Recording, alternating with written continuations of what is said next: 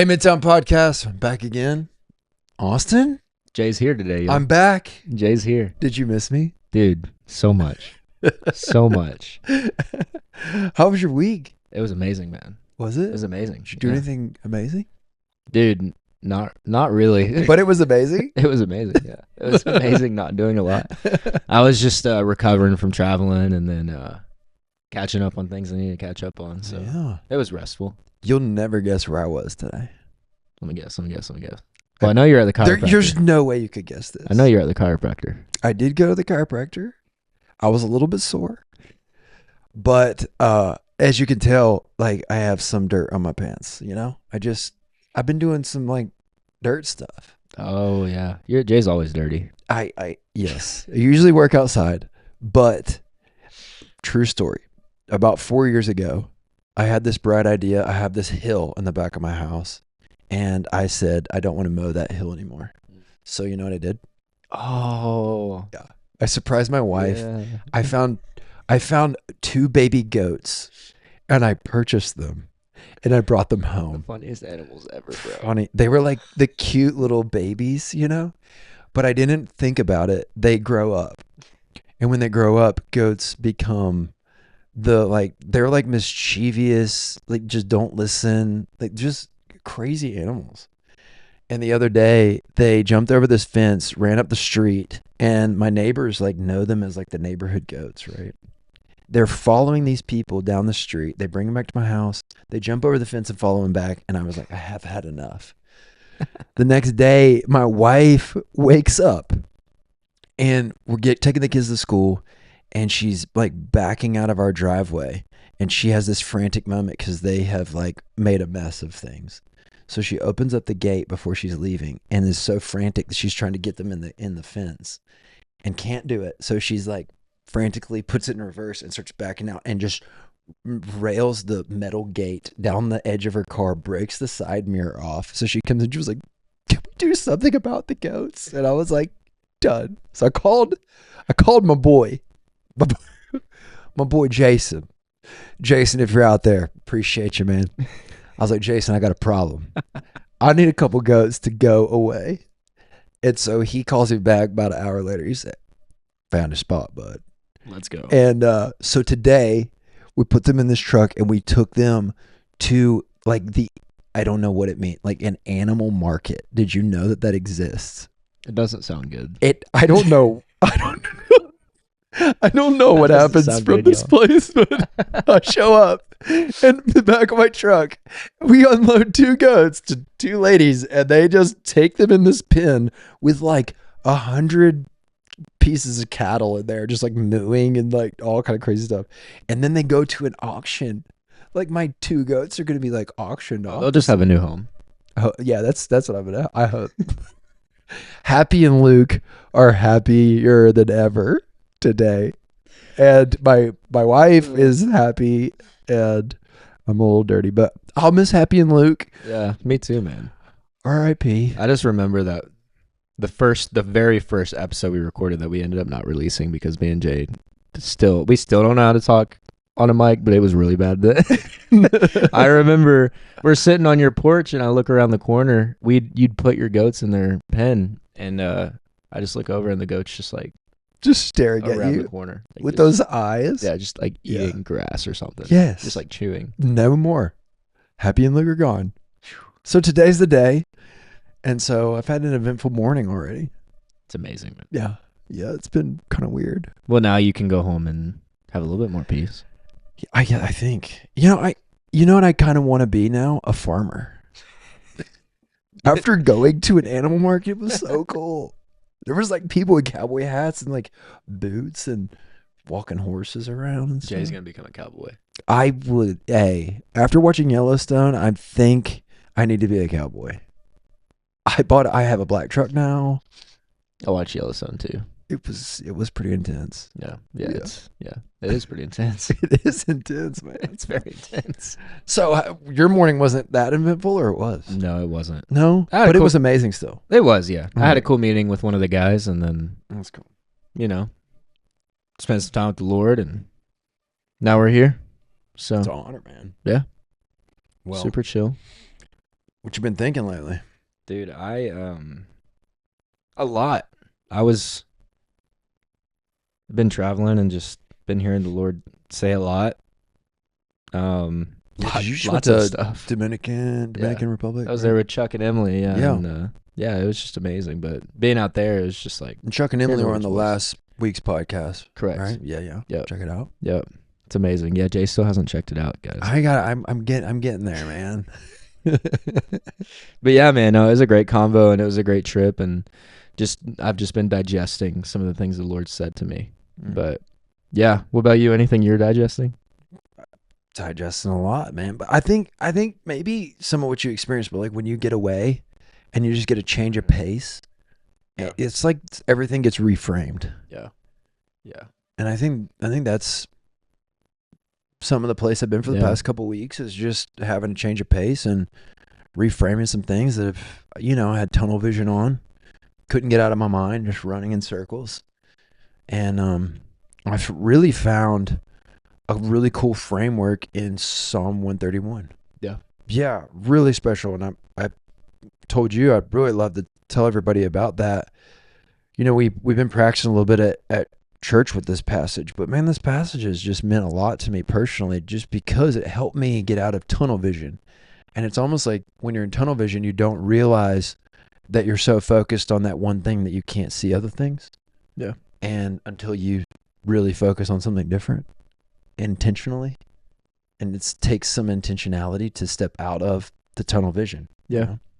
And I think that's what I'm just experiencing and learning, and just having a brand new experiences at age, whatever. How old am I? 38, 37? I don't know. Yeah, man, that's good. I did realize just traveling as well that I get distracted by familiar. Yeah. Being in familiar, being uncomfortable is distracting. And they're not all bad things either. Right. Like, there's some good things, but you just get so focused on it, and like you can't see anything. Yeah. But that thing. Yeah, you just see that. Yeah. Yeah, that's good. Life gets small. And it's like it strips you back, and it gives you a bird's eye view of like everything, Mm-hmm. Yeah, it's really interesting. Yeah, that's good, man. Talk about Psalm 131. We talked about it a little bit earlier, so I have it pulled up right here. But yeah, what's the Lord been saying to you through that? Read that first line. Lord, my heart is not proud.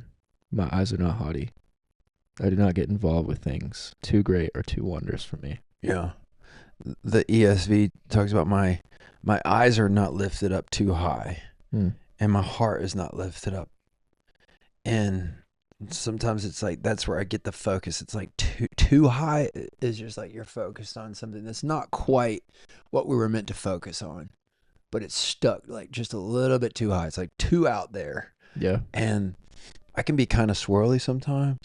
I can just go into the clouds, man, and just like get lost up out in the middle of nowhere. I just learned what that term meant, by the way. What? Swirly. What does it mean?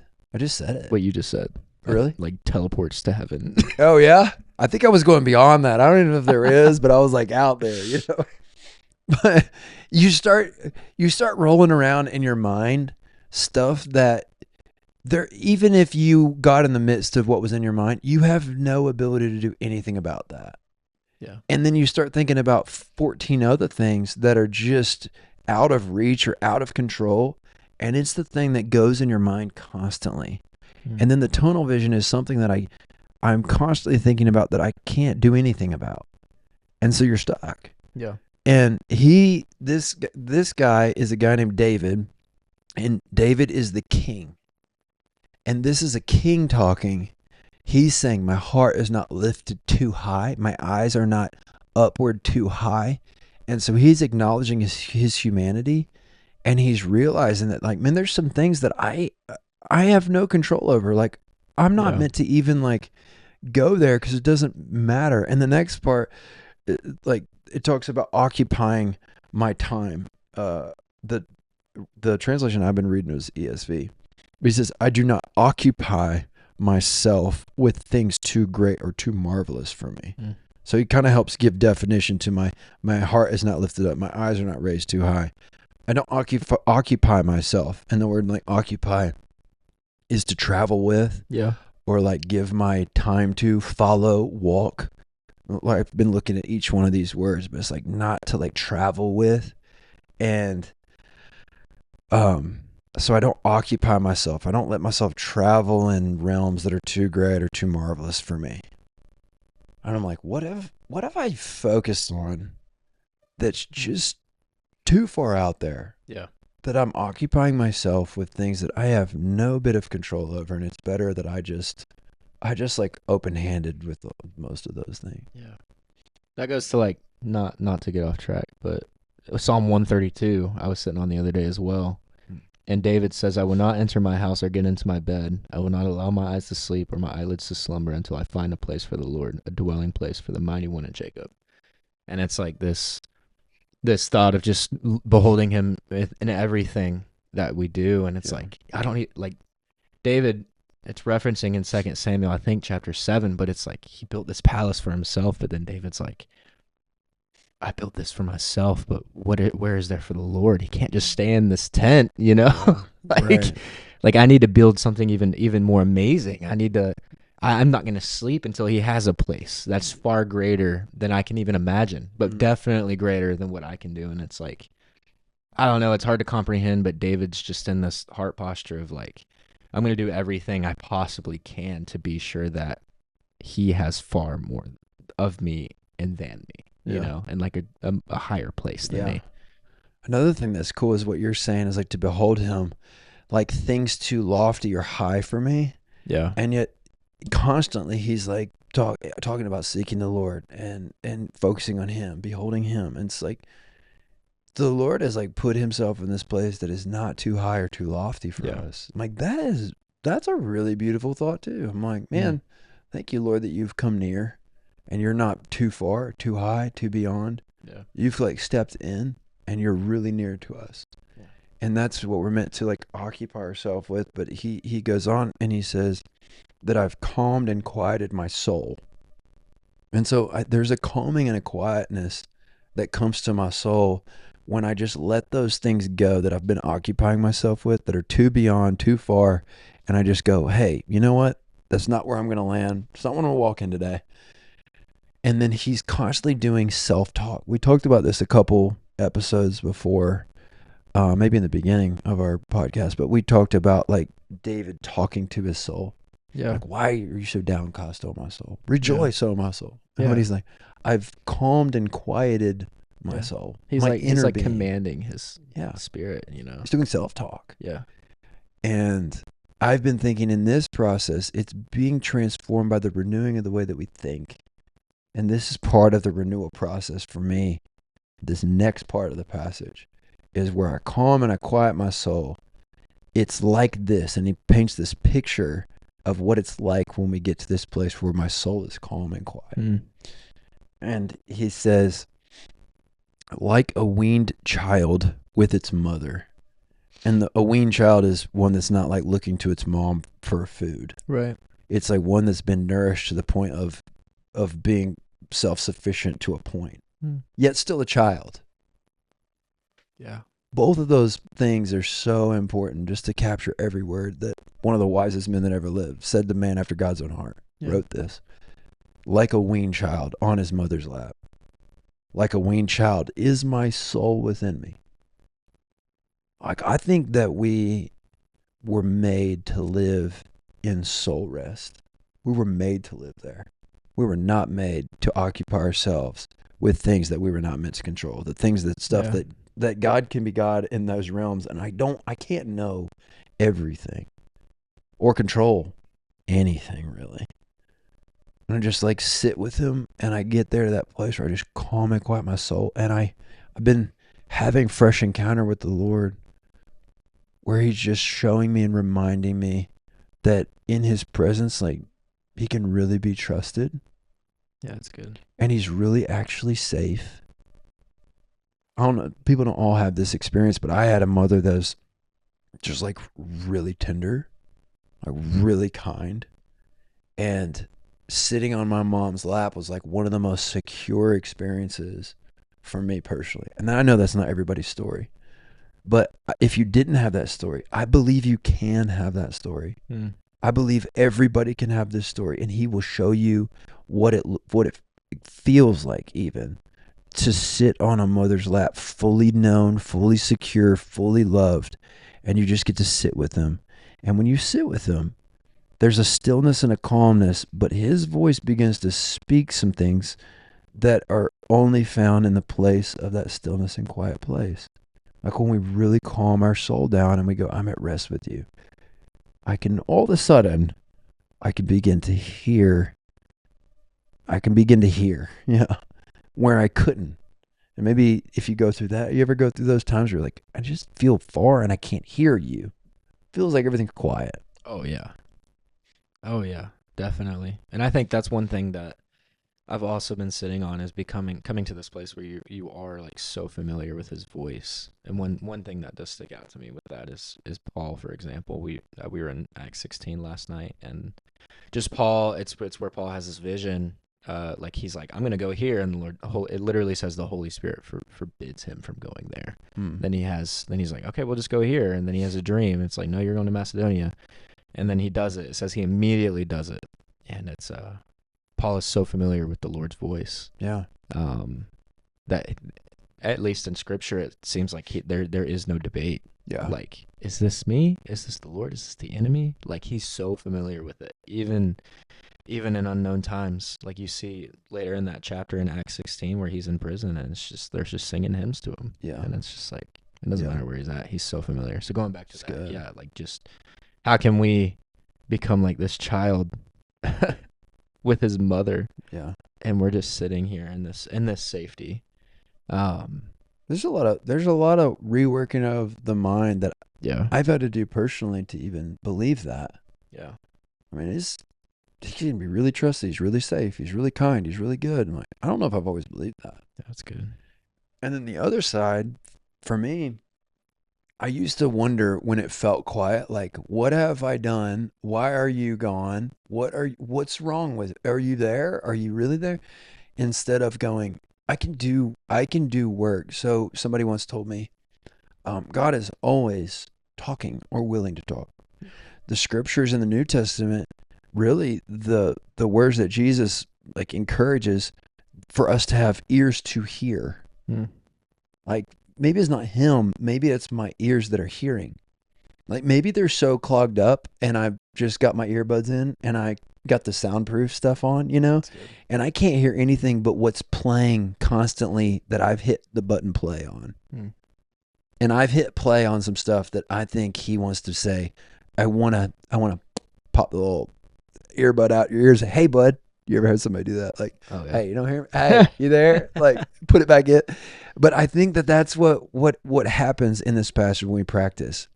Calm and quiet my soul. It's like you pop the earbud out of your ear, the noise canceling headphones, and all of a sudden, whoa, you were talking. I wasn't able to hear you. And I have some ability to calm and quiet everything else that's going on within me, and I can tune my ears to hear him because he is talking. I've just got tunnel vision and I focused on something that it was too high or too lofty. I've occupied my mind and my ears. I've hit play.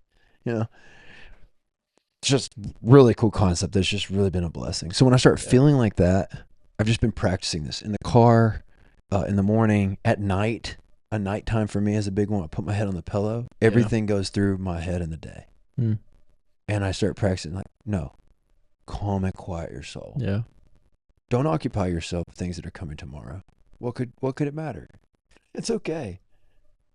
And then he starts just ministering to my soul, man. Yeah, there's this psalm, I think it's Psalm 4, that made me think of.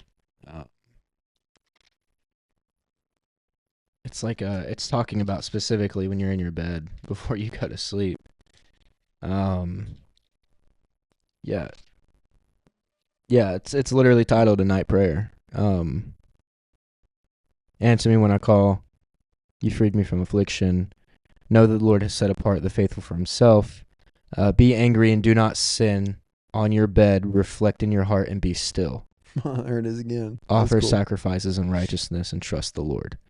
You have put pure joy in my heart. I will both lie down and sleep in peace, for you alone, Lord, make me live in safety. Whoa. So it's like, I remember the first time I read that, I was just like, I need to like, I mean, I went in a different direction with it, but I was just like, I want to learn how to like, I'm sleeping, but I want to learn how to like sleep in his presence, you know? Yeah, like, yeah. how can you do that? Because it's Yeah. like 8 hours of our day that, what, you think you can't just be in his presence, you know? Like, Oh, no, yeah. like, Lord, I want to sleep in Fully your at safety. rest. That's good. And man. like protect me, like be on your bed and like pray, like, Lord, protect me from like going through everything that happened in my day. Lord, I just want to be still. I just want to be in peace, and I just want to rest. And I think there's a lot of power behind that, because he'll meet us there, and that will sustain us a lot. Yeah. It's awesome. Yeah. That's where he goes to the next part where he's preaching. It has a lot to do with what we're hoping. And he says, "Oh, Israel." He starts preaching to the people. So I put my name here. So it's like, "Oh, Jay. Oh, Austin. Hope in the Lord." Yeah. Like, hope in him. From this time and forevermore. Like, from right now, when you've stilled and calmed your soul. Like, right now. Like, hope in him right now. And then don't stop hoping in him. And if you find yourself getting in that tunnel again, like, stop. Yeah, that's good. Calm and quiet your soul. My hope is in him. He's really good. He is with me. He's not against me. He's for me. That's Like, good. all those things are a reworking of the way that we think. Yeah. And he's for me because what was revealed on the cross. You know, it's like, it's all about Jesus, man. It's so good. And he's the way of freedom.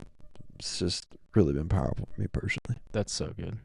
So I guess as I think about just kind of closing our conversation down today, I think my encouragement is maybe for us, like, let's practice this in the coming days. Like, when we lay our head on the pillow, being very intentional with how we think, like grabbing hold of the thoughts that came from the day that are coming for tomorrow. In like Psalm 4, Psalm 131. Practice Psalm 131. Like, grab the thoughts, like, don't go too high with things that you can't control, and just like sit with them. Yeah. Or lay in your bed as if like it's only you and him, and like get yourself, your inner self, to the place of quiet, and then dwell on what is really true. I have hope. I have hope because I'm sitting with you, and you are near me. You are not far, you are near. And then grab that and stay there. And Lord, if you're near, talk to me because I'm listening. And then when you begin to like have thoughts or like have dreams and visions, I believe he's going to give dreams and visions in brand new ways. Like, that might sound so hokey to people. I genuinely, I just encourage you to press in and just let him show you more than you thought or imagined was possible, because there is so much more that he wants to show you. He doesn't want you to live in less. He wants you to live in more. And sometimes we believe that more is dwelling on the more.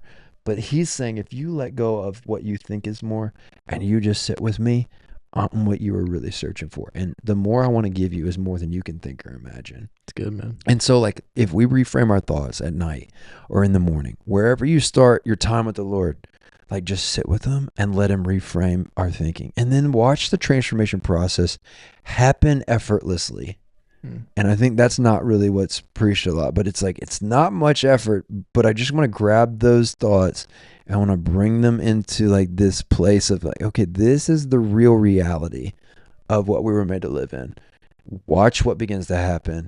Watch the fresh encounters you begin to have. Watch the soul rest. You'll wake up like feeling better. The sky will be bluer. The birds will be louder. Like, it just happens. Yeah. And then watch what he begins to teach you. And I'm just having some really special encounters with the Lord, and I just want to pass it along. And I think he wants to show us all. Yeah, man. Yeah. That's good. And I really think that I'm a big believer that our evenings and mornings, especially mornings, are pretty important. Like really important. And I know everyone's heard that 5,000 times from every gym bro on the internet, but like genuinely, I think it is. And I think what the Lord has for us is we just this place where we can be okay with how today went. Yeah. Like, imagine being able to get to the end of each day and you're just like, wow, I'm thankful. Yeah. Even if it was what you would consider a bad day, like, I just think there's a lot of growth to be had there. And then also just like, that's where peace lies, you know? And that's the story's not over. Yeah. Like, And that takes us to this place where we're actually living in the moment. right. You know, like we're not caught up in the future. We're not caught up in the past. Like today was today. And I'm okay with that. It happened. So be it, Lord. I'll make tomorrow better, and I'll walk with you closer.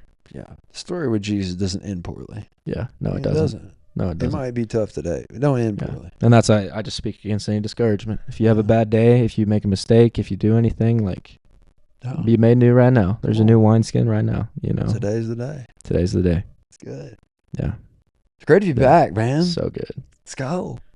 I hope today's a blessing for you and an encouragement, and I just really can't wait to hear what the Lord does through it. So if you got a comment, question, thought, if the Lord shows you something beautiful, just shoot a comment. Let us know. Love to hear it. Yeah. Yeah. See y'all.